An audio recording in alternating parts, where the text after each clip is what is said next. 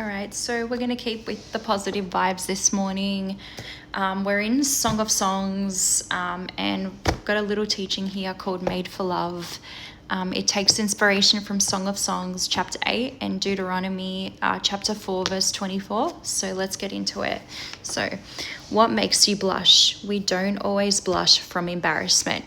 We sometimes blush in surprise and delight.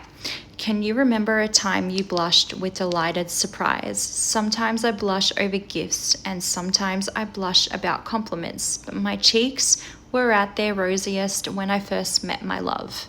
There's a certain look he used to give me that told me he was utterly slain by me, and oh, how it made my cheeks burn. The surprises of love, the power of love, and love's delight are the sweetest things I have ever experienced. God didn't have to allow us to fall in love with each other. I imagine that we could theoretically procreate, carry on the species, and get our jobs done without love.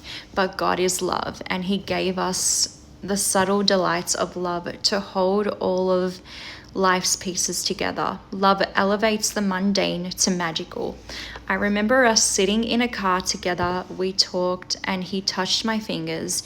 That was all. But when the car door opened for me to get out, I was so incapacitated. I literally fell on the ground. God didn't have to let us fall ridiculously in love with each other, but He made us for love. Song of Songs makes me blush. In fact, it makes me blush like a wedding night makes us blush at the surprise of joy of intimacy. Two beautiful parallels between Christ as the bridegroom to the church and the husband as a bridegroom to his bride stand out. People who love each other desire time together, and they pursue it in spite of obstacles. A huge torrent cannot extinguish love. Have you ever longed to be with your beloved? We desire that Christ will write our name on His heart and in His book. He has done this, saying, "Look, I have inscribed you on the palm of my hands." He invites us to write His name as a seal on our own heart. Rivers cannot sweep it away. Have you ever loved in spite of obstacles?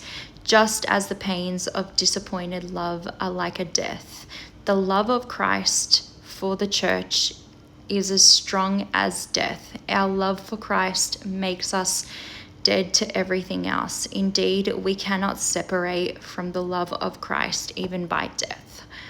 Without love, we have nothing. God's intimate adoration cannot be bought or traded. We can't earn it. It is impossible, inexplicable, and overwhelming, just like falling in love. So, yeah, I'm sure that we've all experienced this at one stage of our life, my prayer is that I get a second chance at love. My first time didn't work out, but this time I am, a lot more cautious, and I really, I hope that I can find that right person for me. But I think through this experience, it has taught me that I should be putting the love of God first, not relying on people and not relying on someone else to fulfill that for me. I'm trying to let God fulfill that part of me. And